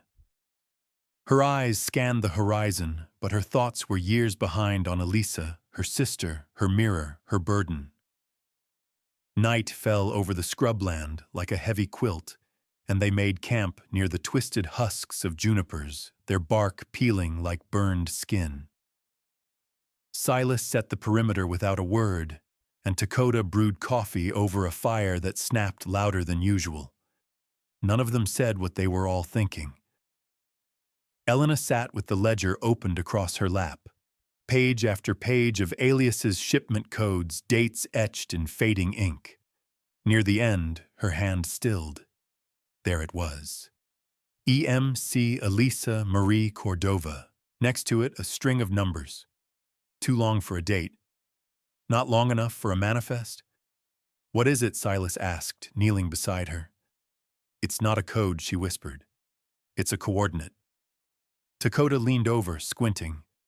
That's Black Hollow Ridge. Northern end, Silas frowned. That's coal land. Miners pulled out years ago. No, Elena said. They were pushed out. She folded the ledger shut and looked into the fire. It cast shadows on her face, made her eyes look hollow. I thought she was running from graves, from Morrowline. But she wasn't. She was running toward something. Or someone, Silas said softly. The idea of a child, Elisa's child, alive, hidden, used as leverage. It was a splinter in Elena's chest, sharp, deep, refusing to be ignored. They broke camp at dawn. The journey north was rough, the land giving way to stone and high brush. The terrain offered no easy paths, only a slow, grinding climb toward something none of them could name. It was Silas who first saw the smoke. Thin, controlled, not a wildfire. They crested the ridge before noon. Below, nestled in a collapsed gully, stood 3 cabins built from scavenged timber and corrugated iron. A line of poles, stripped clean of bark, jutted from the ground in a crescent arc. Beyond them, a woman hung laundry on a rope, humming something low and steady. 2 children played with carved wooden horses. Elena stared. One of them, girl no more than 6, had her sister's eyes. Wide-shaped like almonds, dark as a storm-washed arroyo. Elena's throat closed. She didn't know she'd dismounted until she was halfway down the slope. Silas grabbed her arm. Wait, but she shook him off. The woman turned as Elena approached, surprised but not alarmed. She was in her 40s, hair pulled back with a leather tie, her face lined with sun, and something softer, resignation maybe. You're not from the mountain, she said. No. You armed, yes. Then say your name honest. Elena Cordova. The woman inhaled a tight breath through her teeth. She looked at the girl who had stopped playing. Go inside, Sadie. The child obeyed, clutching her toy. The other boy followed slower, glancing back twice. I figured this day would come, the woman said, wiping her hands on her apron. What do you mean, your sister brought the girl here? Said it wasn't safe for her anymore. Said if anything happened to her, someone would come. You knew Elisa not long, but enough to know she was running scared. said the baby was the only good thing she had left. Elena's legs weakened.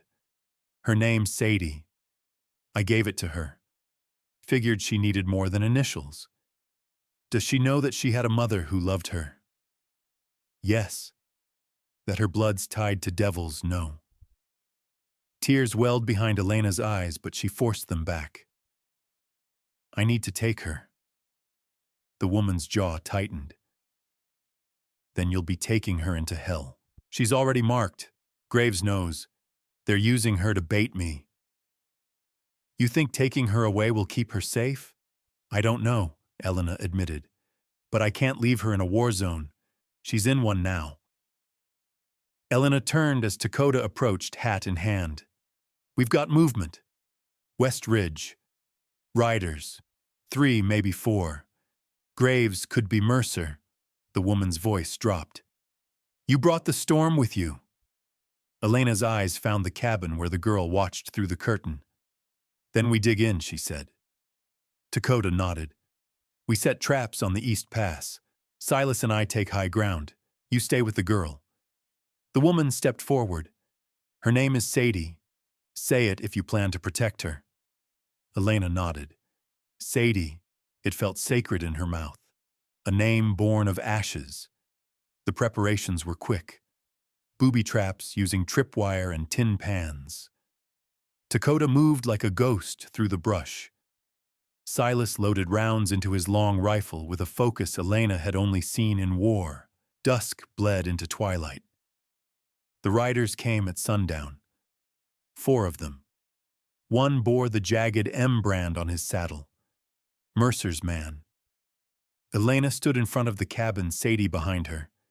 She could hear the girl's breath fast high in her chest, like Elisa's had sounded when she was afraid. The lead rider dismounted. Elena Cordova, he called. Give us the girl. You can leave here with your skin or your teeth. You don't get both. He grinned. You think she ain't a piece on the board, she's the key. She's a child. She's leverage. Graves wants to trade. Elisa died for her. I'll kill for her. Silas's rifle cracked. The rider dropped like a sack of stone. The others scattered. Gunfire tore through the still air, echoing through the ridge like cannon blasts. Dakota's arrows followed fast, silent, deadly. One found its mark. Another missed. Elena ducked as bullets ripped through the wood near her head. She pulled Sadie close, pressing her back to the wall. You stay right here, she said, eyes locked on the girl's. I'm scared, Sadie whispered. Good, Elena said. Means you're smart. She stepped outside, revolver raised. Mercer's second-in-command was crouched behind a boulder reloading. She didn't give him the chance. The shot took him clean. The last man fled, bleeding from the leg. Dakota let him go. Silas emerged from the ridgeline, smoke still curling from his rifle. When silence fell again, it was full of meaning. Elena walked back inside. Sadie was still against the wall, her little fists clenched. Elena knelt. You're safe. Who are you? I'm your aunt, she said. Sadie looked at her. Long and slow. You have the same eyes, she whispered. Elena pulled her close, pressing her face to the girl's hair. It smelled like ash and wildflower soap. Outside, the night howled. But in her arms, Elena held the reason to keep going. Sometimes survival ain't about strength. It's about who you choose to protect when the fire comes.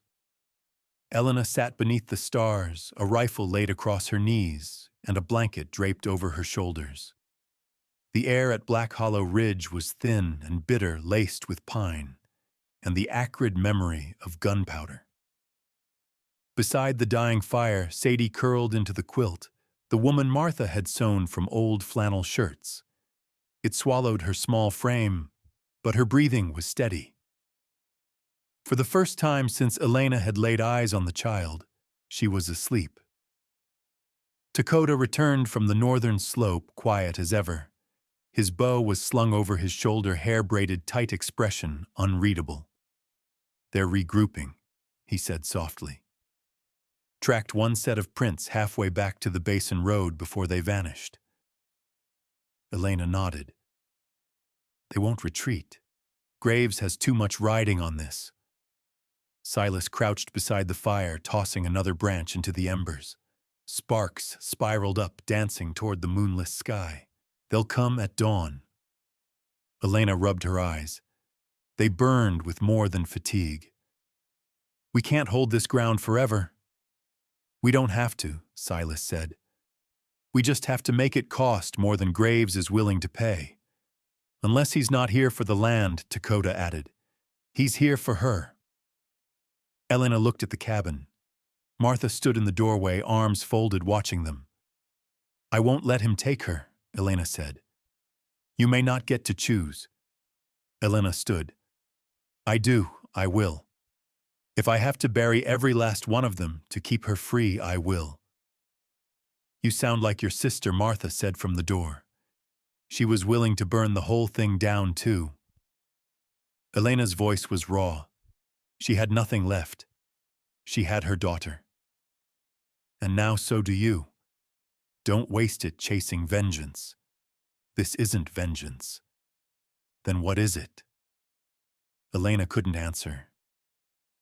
They set to work at first light. Dakota laid snares and deadfalls along the ridge paths. Silas constructed tripwires using spare ammunition. Elena repacked the crates from the supply cache they'd scavenged weeks earlier, dynamite fuses and enough black powder to make a wall sing if need be. Sadie helped carry kindling. "You're not scared anymore?" Elena asked her. "I am," the girl replied. "But you said being scared means I'm smart. So I'm smart, and I'm helping."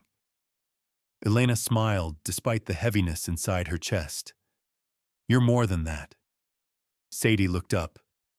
"Did my mama fight like you?" "No," Elena said. "She fought braver. Martha came with breakfast, hard biscuits, jerky, and something that resembled coffee if you didn't look too close." No one complained. They ate fast and quiet. Birds had stopped singing an hour earlier. That was warning enough. The first shot came from the east.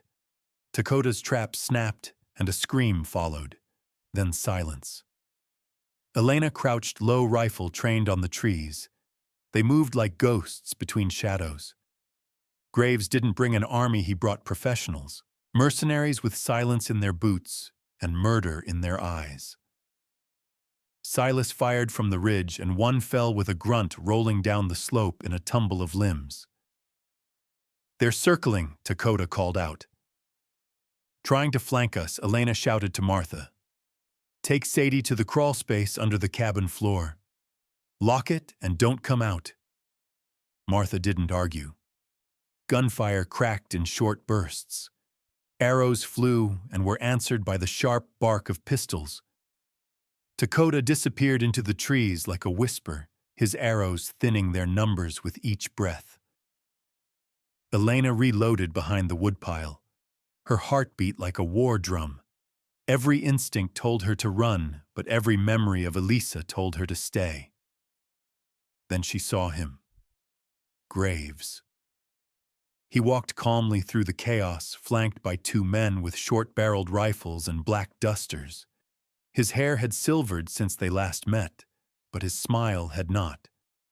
It was still the same one he wore when he'd ordered Elisa arrested, the same one he wore in her nightmares. "Elena Cordova," he called. "Let's talk." She rose from behind the log pile, rifle aimed. "You want to talk? Drop the guns." He lifted his hands, unarmed. The men with him held. "I'm not here to kill you," he said. "I want the child.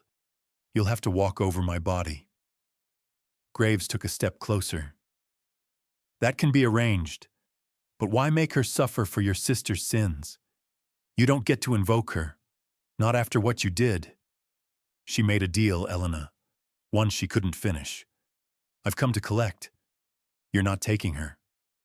"I don't need to," he said, pulling something from his coat. "A photo. I already did." He tossed it to the ground. Elena stepped forward and picked it up. It was Sadie, alone, in a facility hallway. Stark lighting, cold tile. Behind her, the shadows of men in uniform. It wasn't recent, but it was real. She was taken once, Graves said, and she will be again, unless you give me the ledger. Elena stared at him. You had her this whole time, briefly. We had to ensure Elisa's cooperation. And you let her go. We misplaced her, he said with a smirk. But you found her. So now you have something I want, and I have knowledge you can't afford to ignore. You used a child.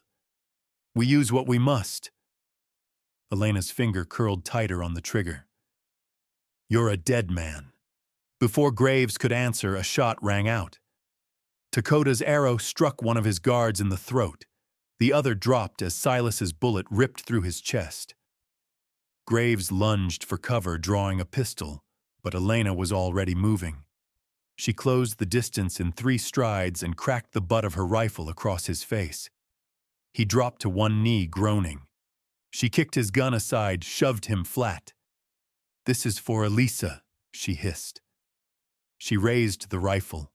His voice rasped from bloodied lips. You kill me and you'll never know what's in the last vault. What vault? The ledger, those codes you've been chasing, their coordinates. There's one left. Elisa's last fallback. You kill me and you'll never find it. Silas stepped up beside her. He's bluffing. Maybe Elena said. Graves smiled again, bloody and crooked. Or maybe your niece needs what's hidden there. Elena's rifle trembled. She didn't pull the trigger. Not yet. Instead, she turned to Silas. Tie him. We'll move at dusk. Dakota gathers supplies. And the girl Silas asked. Elena looked back toward the cabin. She's coming with us. Her voice cracked like thunder. This ends where it began. The wind shifted again, and this time it smelled like judgment. Blood may stain the trail, but it's the truth that marks the end. The trail to Red Mesa was a ribbon of gravel and memory winding up through high desert scrub that glowed gold in the morning light. Cactus shadows stretched long across the stones, and dust rose with each step the horses took. Elena rode ahead, eyes narrowed against the wind, her mind chewing over every word Graves had spat the night before. One vault left. Elisa's final card. Dakota flanked the rear, ever alert, while Silas rode beside their prisoner. Graves had a busted lip, a split brow, and wrists bound with tack leather. He'd grumbled through the first few miles, but silence had settled on him now. Whether from pain or planning, Elena wasn't sure. Sadie sat behind Elena on Ghostwalker arms wrapped around her waist, head pressed between her shoulder blades. Are we going somewhere safe? She asked. We're going somewhere important, Elena answered. They crested a ridge and the plateau opened before them like a forgotten altar. Red Mesa was flat and wide-ringed with shale cliffs and littered with old bones of fence posts, long since given up to rot. A century ago, the army had camped here during the territory wars. Before that, it had been sacred ground, Apache Comanche, then the Diné. Now only wind and ghosts remembered. They dismounted beneath a rock outcropping shaped like a crooked fang. Graves stumbled as Silas hauled him forward. There, Graves said hoarsely, nodding toward a slope of earth at the mesa's center. Beneath the cairn. She left it under the stone cross. Elena approached the mound. Stacked sandstone, sun-bleached and weather-scoured. At the top, a rusted iron cross leaned sideways, its base sunk deep into earth, blacker than the rest. She dropped to her knees and started digging. Dakota joined her, and together they unearthed a lockbox military issue scorched at one corner seal still intact. She pried it open. Inside, papers wrapped in oilcloth, a metal cartridge container, a dog tag she hadn't seen since her sister's funeral. and a letter. Yellowed, folded with reverence, sealed in wax. Elena broke it open with trembling hands. My dearest Lenny, if you're reading this, I didn't make it home. But you did. And that's enough for me. Inside this box is everything we didn't say out loud. Maps, names, the chain that binds the Morrow line from top to bottom. You have to end it. For Sadie. For all the children they stole to fuel their lies. Trust Silas. Trust Dakota. Don't carry it alone. And if you ever find Graves, bury him where no flower dares grow. Love you forever. Elena wiped her cheek and stood. It's all here, she said, voice thick. Graves let out a bitter chuckle. And now what? Parade it through the press. That ledger won't survive scrutiny. You'll be silenced before noon. We don't need the press, Silas said. We need the right hands. There are no right hands left. Then we make them, Elena replied. Dakota rifled through the rest of the documents, eyes scanning symbols and coordinates.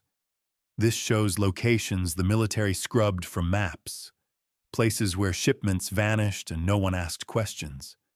This is war crimes and cover-ups rolled together, and they'll kill to keep it quiet. Graves spat. Just like they killed Elisa. Elena walked to him. The wind tugged at her braid. You didn't kill her with a gun, she said. You killed her with your silence, with your orders, with the way you turned a child into leverage. She knew what she was getting into. She thought she was saving lives, not feeding them to your machine. He laughed and blood stained his teeth. You won't make it out of the state before they come. You think your friends will protect you. They'll disappear. One by one. Elena crouched to his level.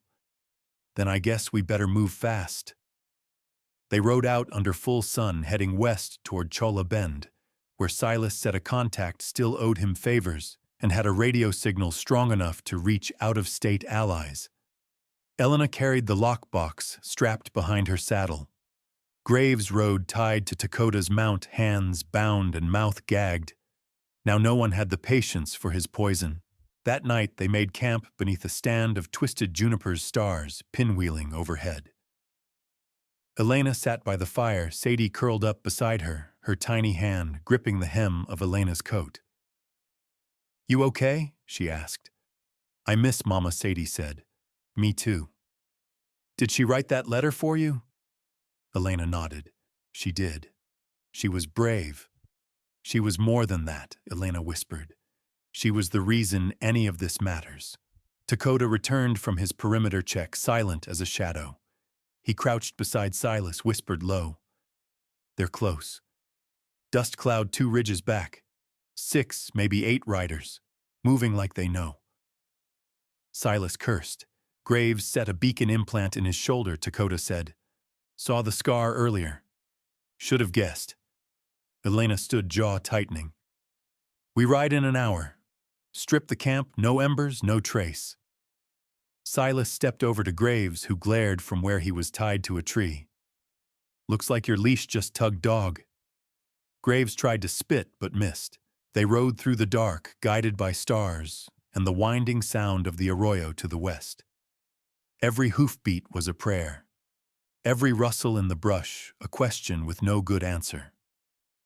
By dawn, they reached the canyon rim above Cholla Bend. Elena raised her spyglass. The outpost was still there, a lone shack near the edge radio tower, intact signal light blinking. The wind howled across the gap like a warning. Behind them, dust. They were coming. Elena turned to her allies. We don't make a stand here. We make a statement. Silas checked his revolver. What's the play? You and Dakota ride to the station. Broadcast everything. Documents, recordings, Graves' ID and testimony. Blow the whole thing open. And you, Dakota, asked. I'll lead them away. They want me, not you. Sadie stepped forward. Number 1. I want to go with you. Elena knelt, brushing a lock of hair from her face. You need to be where truth survives, not where it dies. Sadie's lip quivered, but she nodded. Dakota took her hand gently. Elena handed him the lockbox. Get it to anyone who still remembers right from wrong. He nodded once. Then Elena turned to her horse, pulled the bandana up over her nose, and spurred Ghostwalker east, toward the coming storm, toward the final reckoning, toward the fire she'd sworn to end. The world won't remember who fired the last shot, it'll remember who stood when it mattered. Dust whipped into Elena's face as Ghostwalker galloped across the flats east of Chola Bend. Behind her, the earth trembled with hooves and fury. They were closer than she'd hoped, but farther than they thought. Graves's loyalists had numbers, but Elena had resolve and a head start carved from desperation. She didn't dare look back. The sky ahead cracked open with orange dawn bleeding across the horizon like a wound. Somewhere beyond that glow, Silas and Dakota were punching truth into the airwaves, one radio signal at a time. If they made it, the ledger wouldn't be buried again. Elena reached a ravine and hauled back on the reins. Ghostwalker reared, skidding to a stop near the edge. Below, jagged shale fell away in a drop too steep for pursuit. She dismounted, dragging dry brush with her boot to cover her tracks, then crouched low among the scrub and waited. The riders crested the ridge moments later, 8 silhouettes backlit by morning flame guns drawn and eyes sharp. The man at their head wore a marshal's badge that meant nothing out here. Just a ghost of law long turned to rot. She can't have gone far, one called. Search the ridge. They fanned out, dismounting boots crunching over gravel and brush. Elena slid along the rocks like water, silent, calculating. Her fingers found the pistol at her hip. She exhaled. A shot cracked the silence. One rider staggered, dropped. Another bullet snapped through the air and confusion exploded among them. Silas. He was covering her from the rise above. Elena sprang from the rocks, firing quick and clean. 2 more fell before they understood where she was. Gunfire raked the ridge. Elena ran low, weaving through stone. Her legs ached, lungs burning.